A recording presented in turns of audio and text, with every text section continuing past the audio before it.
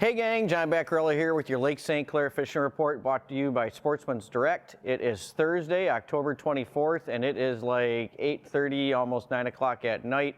We're doing this one late. A lot of you folks probably already saw the Facebook post I did. I wanted to give you a head start in case you could fish tomorrow, in case you didn't, so you're not waiting up for this video tonight.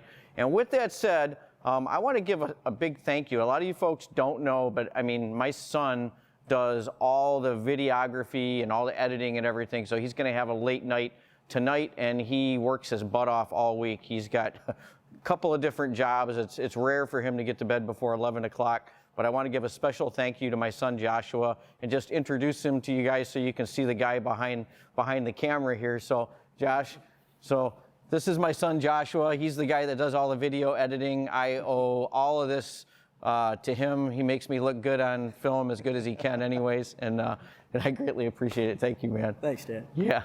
So with that, so let's get into the fishing report. So, man, I mean, fall hit us with kind of a vengeance here this week. We've had a lot of wind and stuff, but I know a lot of you guys got out in between the windstorm and the rain and stuff over the last week or so and saw that the perch bite really took off.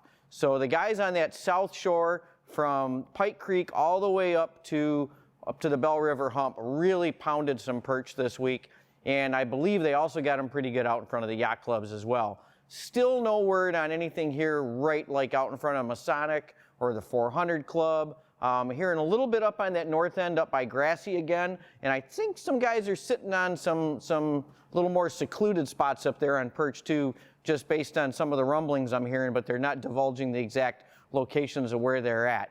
But I wouldn't be surprised if they're out off of that point out in front of like McInray's on those weed beds out there right now. I would think they're getting fish there. Now to go back down to that south end out in front of the yacht clubs, those fish last week were still out fairly deep, out in about 16 feet of water.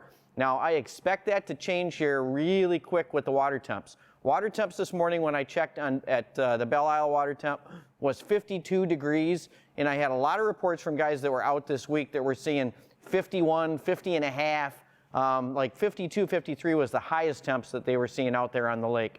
So we basically went from 60s down into the 50s, and we're on our way into the 40s, and I expect we'll be seeing like 49 to 50-ish sometime next week with this next cold front that we've got coming in.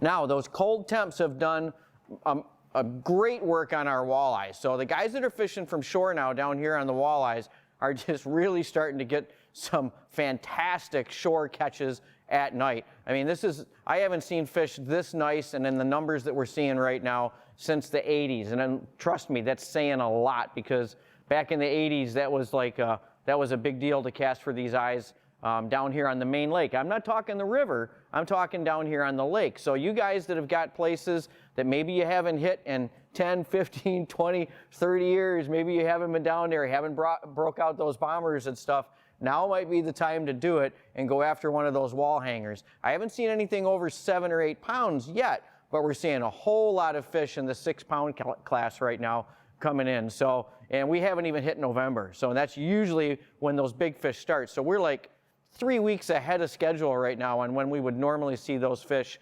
And talking with one of our pro staffers today, Jeff Vantori, him and I were chatting about it, and we think that these are not the transient fish that have gone up and then come back down in the fall that we would normally see. We believe these are just become resident fish out here now just because our numbers are up so high.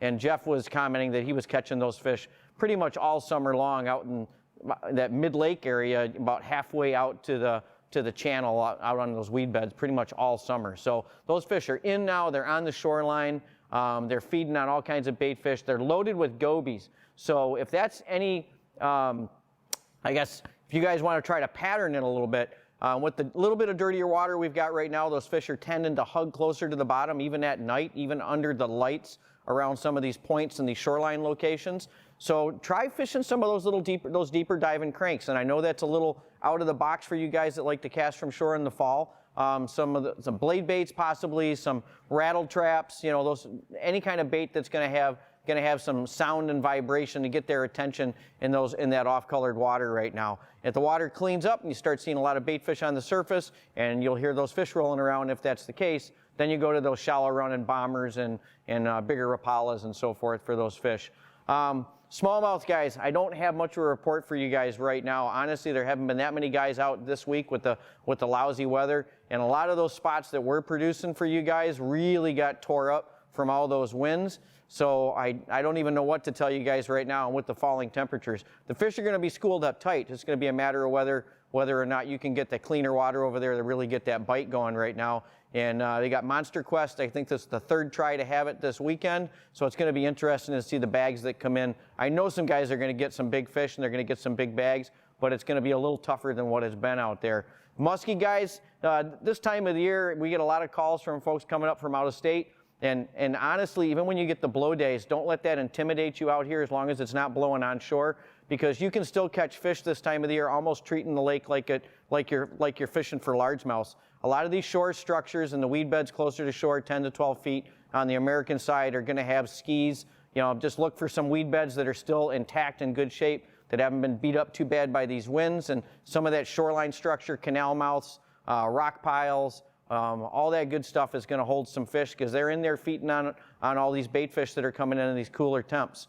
You can expect some perch to start showing up in the spillway, although again, I don't have reports of it yet, but this is the time of the year with these water temperatures crashing like this that these perch are going to show up right here on the shore really quick, and it's going to probably surprise everybody. It'll be, you know, they're not there one day and then all of a sudden they're going to show up. Panfish bite is still growing strong, if not getting better, and we're getting really close to dock season. I'm thinking here probably within a week, probably by the 1st of November, we're going to be able to start seeing a lot more guys being able to hit these marinas. But those fish are already there. There's been a pretty good bite on crappies and sunfish up on the north end, up in that Swan Creek area up there, and all the other marinas the guys are getting access to. They're catching quite a few panfish right now.